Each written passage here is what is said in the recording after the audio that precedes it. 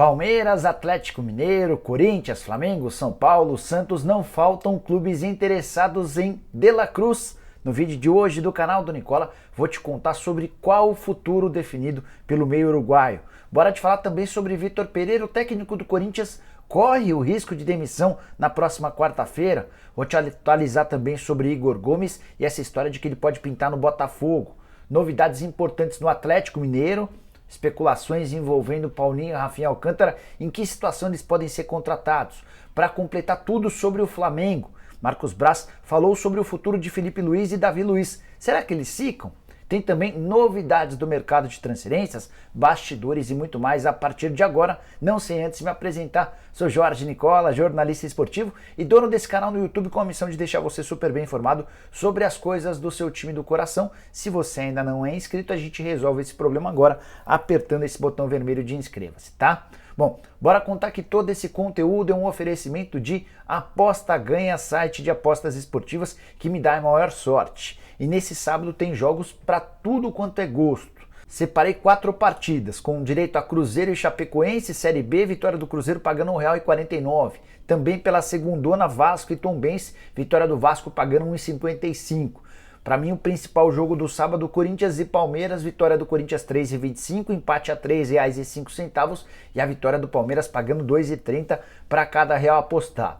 Curtiu, né? Para se dar bem na aposta ganha, é simples, pega agora mesmo o link que eu vou deixar no comentário fixo, já faz seu cadastro por lá e começa a apostar, beleza?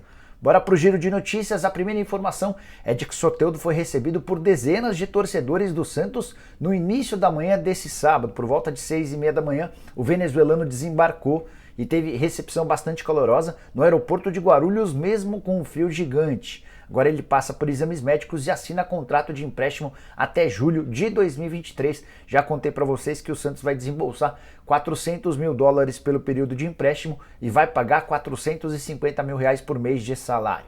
Bora contar que Tiquinho Soares, novo reforço do Botafogo, já foi até anunciado, não conseguiu embarcar da Grécia rumo ao Rio de Janeiro. Já não existia mais vagas nos voos disponíveis e dessa maneira ele só consegue embarcar no domingo. Nada que impeça a transferência, ele já assinou a rescisão do contrato no Olympiacos e será jogador em definitivo do Botafogo, vai assinar contrato de 2 anos e meio. Seguindo com o giro de notícias, contar que Lisieiro interessa ao Fortaleza. Jogador que pertence ao São Paulo está emprestado ao Inter até dezembro, não vem sendo bastante aproveitado e ainda não estourou o limite de jogos do Campeonato Brasileiro, mas antes de gravar esse vídeo conversei com o presidente Marcelo Paz e ele admitiu que vê a negociação como muito difícil, haveria a necessidade da concordância do São Paulo e também do Internacional.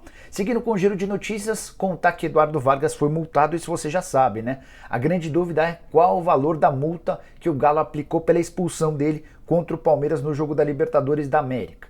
A especulação dá conta de que o Galo multou entre 5% e 10% dos vencimentos, entre 40 e 80 mil reais. Vale lembrar que o chileno embolsa 800 mil reais por mês e teve recentemente seu contrato prorrogado até dezembro de 2024.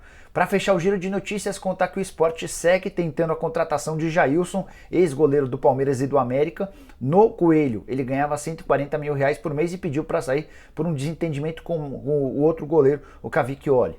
Já o Sport apareceu com uma primeira proposta de 50 mil reais por mês, que foi recusada, segunda oferta de 90 mil reais por mês.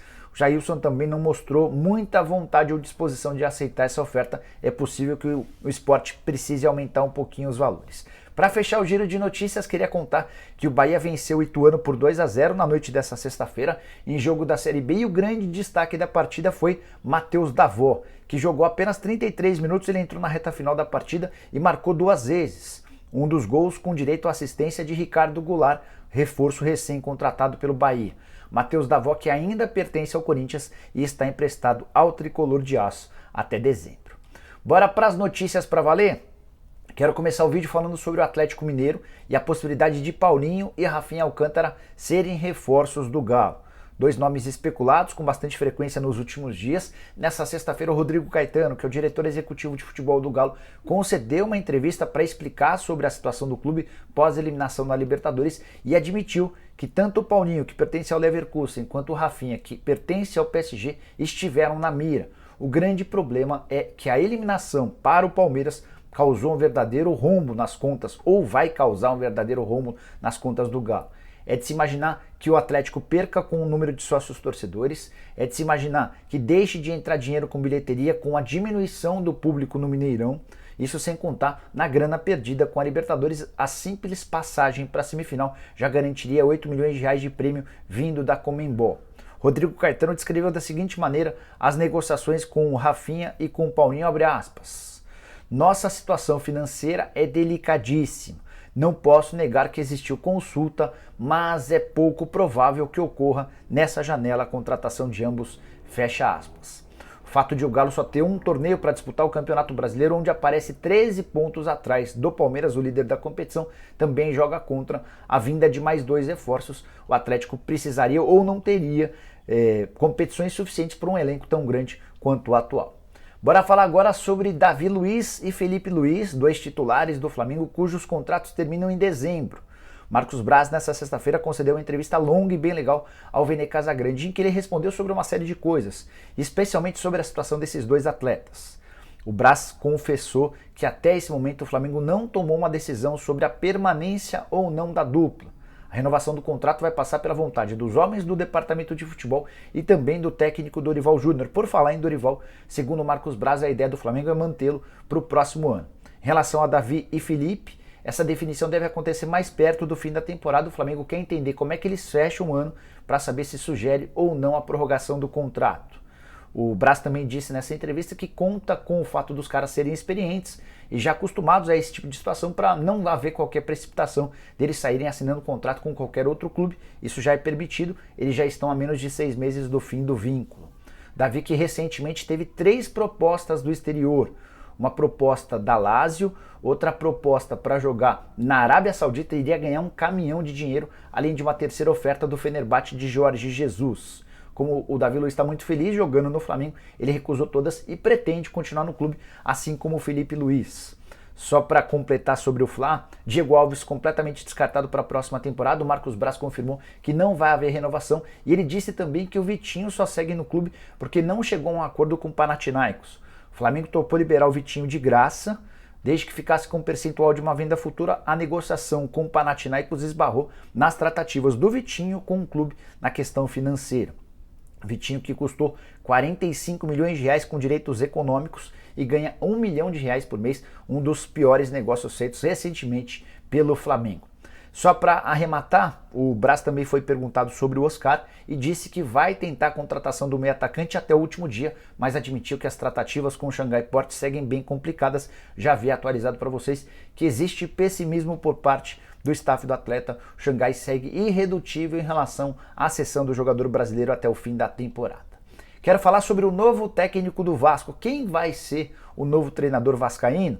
Pergunta das mais complexas que aos pouquinhos vai sendo desvendada. O Vasco enfrenta a Tombense, ou o Tombense nesse sábado, e deve ser o último jogo do Emílio Faro como substituto, como técnico interino. A ideia dos dirigentes da 77 que já assumiram o Vasco é de ter um novo comandante para o confronto da próxima quinta-feira contra o CSA em Maceió. Hoje, 2 nomes são os favoritos. Renato Gaúcho, para um projeto um pouco maior, longo e de mais visibilidade, obviamente também mais caro. O segundo nome do Guto Ferreira, esse bem mais acessível, técnico que conhece bastante a segunda divisão, trabalhava até outro dia no Bahia. O Odair Hellmann, que em outro momento foi bastante cogitado, disse que não quer trabalhar em 2022, ele acaba de voltar de uma experiência na Arábia Saudita e prefere descansar, ficar um pouco mais com a família. Também chegaram a especular sobre Gustavo Morínigo, que foi comandante do Curitiba até outro dia, e inclusive subiu o Curitiba antes de devolver o Coxa à primeira divisão, mas o Morínigo nesse momento está descartado. Só para arrematar, vale lembrar que o Vasco tem até segunda-feira para fazer contratações, nada a ver com o técnico, tá? Contratações de jogadores. Existiam alguns atletas mapeados pela 777, mas por conta da demora na aprovação da 777 dentro do Vasco, isso acabou se tornando praticamente inviável e está difícil de o Vasco contratar reforços até o prazo final de inscrições. Bora mudar de assunto e falar sobre Igor Gomes e a chance de um meio atacante do São Paulo pintar no Botafogo. Essa especulação correu solta nas últimas horas e muita gente durante o programa do Nicola dessa sexta-feira veio me perguntar se o Igor poderia trocar o São Paulo pelo Botafogo. Antes de trazer a resposta, só uma contextualização. Já havia contado para vocês que o Igor Gomes não vai renovar seu contrato com o Tricolor. Ele pediu um valor salarial completamente fora da realidade dele, ele quer ganhar um salário compatível ao do Caleri. Além de luvas, o prêmio pela assinatura do contrato, o São Paulo considerou a pedida absolutamente irreal e descartou qualquer tipo de acordo. O problema é que o contrato dele termina em 30 de março, a partir de 1º de outubro ele já pode assinar um pré-contrato. Diante disso, sabendo que ele não vai ficar, o São Paulo está aceitando propostas para vendê-lo nessa janela de transferências. O Botafogo havia feito meses atrás uma oferta de 4 milhões de euros, o São Paulo recusou. Mandei, antes de gravar esse vídeo, a pergunta para uma pessoa muito próxima ao Igor Gomes se o Igor poderia jogar no Botafogo, se isso estava dentro dos objetivos do meio atacante, e a resposta foi, abre aspas, chance zero de jogar no Botafogo. Pode cravar, fecha aspas. O Igor Gomes pediu muito ao São Paulo porque quer jogar na Europa. Ele e seus familiares decidiram que é hora de se mudar para o velho continente e estão atrás de propostas para que possam sair agora, com o São Paulo recebendo alguma grana, ou no fim do contrato a partir de 1º de abril. Atuar num rival do São Paulo no futebol brasileiro está descartado pelo Igor Gomes. O São Paulo também não tem planos de vendê-lo para algum clube daqui. Se pintar proposta boa da Europa, sai negócio, senão o São Paulo fica com ele até o fim do mês de março e perde o jogador revelado em Cotia absolutamente sem render qualquer centavo. Quero falar agora sobre Vitor Pereira, o técnico português, que segue bancado pelos dirigentes corintianos, mas com cada vez menos apoio do torcedor e alvo de cornetadas de jogadores. Você já deve ter lido ou ouvido notícias de que líderes do elenco corintiano não gostam do método de trabalho do técnico português. Por que eu quero falar do VP nesse sábado? Porque o Corinthians vive a semana mais decisiva da temporada e, se a coisa não correr bem, ele vai sim correr o risco de demissão na próxima quarta-feira. Por que eu tratei essa semana como a mais decisiva da temporada? Na última terça-feira, o Corinthians disputou a vaga na semifinal da Libertadores e acabou eliminado nas quartas ao perder de novo para o Flamengo. Era algo natural depois da derrota em casa por 2-0. Jogou no Rio de Janeiro, precisando vencer por 3 gols de diferença, enfim. Nesse sábado, o Corinthians não vai ganhar o Campeonato Brasileiro, mas ele pode perder o Brasileirão. Hoje a diferença do Corinthians vice-líder para o líder Palmeiras é de 6 pontos. Se o Corinthians perde em casa para o Palmeiras, a distância vai para 9 e é inimaginável que o Corinthians tenha força de buscar ou tirar essa diferença de 9 pontos na reta final do Campeonato Brasileiro. Se o Corinthians empata, mantém a diferença em 6, se vence, diminui para 3. A semana decisiva não acaba aí. Na quarta-feira tem a partida de volta contra o Atlético Goianiense, Copa do Brasil, quartas de final. O Corinthians perdeu na ida por 2-0, vai precisar vencer por 3 gols de diferença para passar direto ou por 2 gols de diferença para levar a decisão para pênaltis. No pior dos cenários, eliminação com o Flamengo já confirmada, perda para o Palmeiras, para o grande rival, e abertura de 9 pontos. E eliminação na Copa do Brasil, você pode ter certeza absoluta de que a pressão do torcedor vai ser gigante pela demissão do Vitor Pereira. E aí os rumores de que o Vitor perdeu o vestiário vão se tornar ainda maiores. E por mais que a diretoria diga que o técnico português está bancado, a pressão em relação à demissão dele vai ser gigante. A curiosidade é que antes de toda essa turbulência, o Corinthians havia procurado o VP sugerindo a prorrogação do contrato que se encerra em dezembro. O Vitor Pereira disse que não renovaria e esperaria até o fim do ano para saber as condições do clube, para entender como é que poderia prospectar o ano de 2023. Queria, antes de mudar o assunto, saber a sua opinião a respeito da situação do VP. Você acha que ele deve ficar? Você acha que ele corre risco de demissão? Estou curioso para saber. Eu uso o espaço para comentários. Só uma atualização também sobre o Corinthians e a busca por atacantes. Contei para vocês na sexta-feira que Ferreira e Michael são os alvos. O Ferreira é o atacante do Grêmio, o Michael é o atacante do Al Hilal. Negócios muito difíceis, sem grandes avanços nas últimas horas. O Corinthians sugeriu uma proposta de até 7 milhões de euros ao Grêmio. O tricolor gaúcho quer 12 milhões de euros pelo Ferreirinha. Em relação ao Hilal, o Corinthians primeiro sugeriu um empréstimo, o time saudita recusou, pois o Corinthians assinou com uma oferta de até 6 milhões de euros, só que recentemente o mesmo Al Hilal já havia recusado oferta similar do Botafogo. E a ideia do Al Hilal é ficar com o jogador até o fim do contrato. O Michael foi comprado por 8 milhões e meio de dólares, além de uma série de outros custos, como a transferência do atleta, impostos e tudo mais. E aí tem um detalhezinho importante que eu gostaria de dividir com vocês. O Marcos Braz foi perguntado sobre a possibilidade de o Michael jogar no Corinthians. E você vai lembrar que Michael e Marcos Braz têm um acordo verbal, uma promessa feita pelo atacante de que voltaria ao Flamengo. O Marcos Braz entende que não há chance de o Michael jogar no Corinthians agora pela falta de tempo, pela negociação difícil e mais do que isso. ele afirmou que se de fato tivesse alguma coisa mais avançada, certamente o Marcos Braz seria avisado pelo Michael do acordo, para que o Flamengo pudesse tentar remediar ou contornar essa situação, e não houve nenhum contato por parte do Michael. Então, o dirigente do Flamengo desacredita na possibilidade de o Michael ser contratado. Até dentro do Corinthians existe pessimismo em relação ao pouco tempo para que alguém seja contratado. Bora fechar o vídeo com informação exclusiva.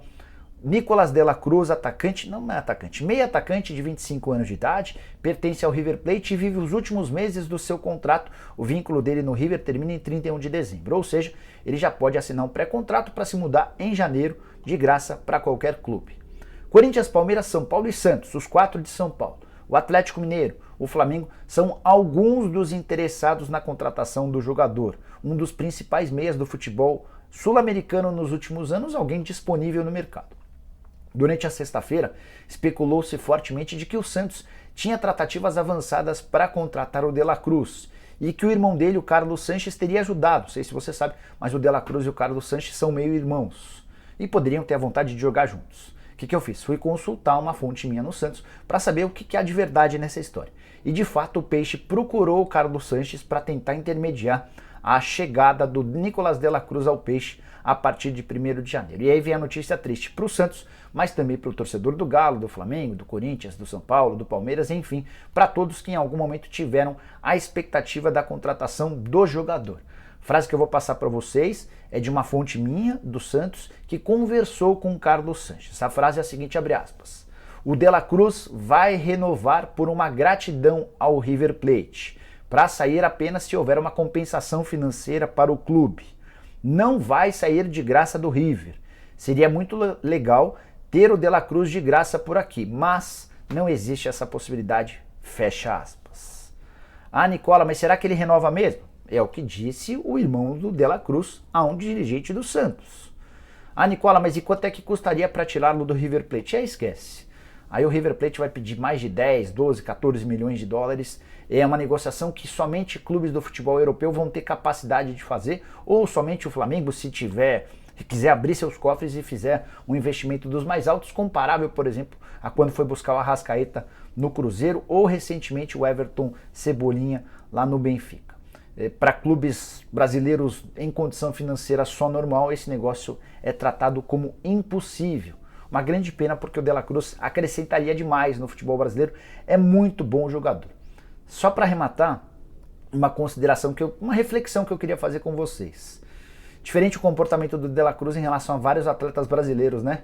De la Cruz está completando 5 anos no River Plate, é uruguaio, não é argentino.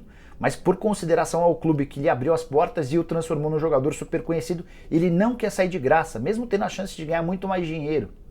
E aí acabei de falar sobre o caso do Igor Gomes, que pediu um caminhão de dinheiro para renovar com o São Paulo e pode deixar o clube de graça se não for vendido. Não é só o Igor Gomes não, tá? São vários os exemplos de atletas brasileiros que deixam os clubes que os formaram de graça sem garantir qualquer rentabilidade. Coisa diferente por lá. Enfim, só pra gente refletir. Curtiu o vídeo? Deixa like, se inscreve no canal, a gente volta assim que surgir notícia. Abraço, tchau!